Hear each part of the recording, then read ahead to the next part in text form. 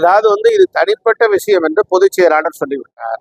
செங்கோட்டையின் சட்டமன்ற கூட்ட நிகழ்வுக்கு அண்ணா திராவிட முன்னேற்ற கழகத்தின் கூட்டத்திற்கு வரவில்லை. ஆகவே அவருக்கு என்ன பிரச்சனை என்று அவரிடம்தான் நீங்கள் கேட்க வேண்டும். அண்ணா திராவிட முன்னேற்ற கழகம் தொண்டர்களால் இயங்கப்படுகிற ஒரு இயக்கம். தொண்டர் தொடங்கிய இயக்கத்தில் தான் புரட்சி தலைவர் எம்ஜிஆரை இணைத்துக் கொண்டார் என்று வரலாறு உண்டு.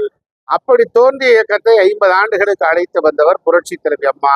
இன்னைக்கு எடப்பாடியார் 4 வருடம் 3 மாதம் ஆட்சி பீடத்திலும் இன்று 4 வருட காலம் எதிர்கட்சி என்கிற நிலையிலும் இன்னைக்கு கொண்டு சென்று கொண்டிருக்கிறார். அப்படிப்பட்ட நிலையில் 1-2 பூசல்கள் இருக்கும், கசப்புகள் இருக்கும், மன வேறுபாடுகள் இருக்கும்.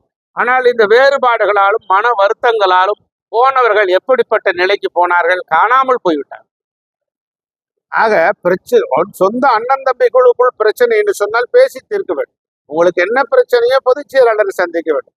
அதை விடுத்து பொது வெளியில் இப்படி நடந்து கொள்வது அநாகரிகமான செயல்.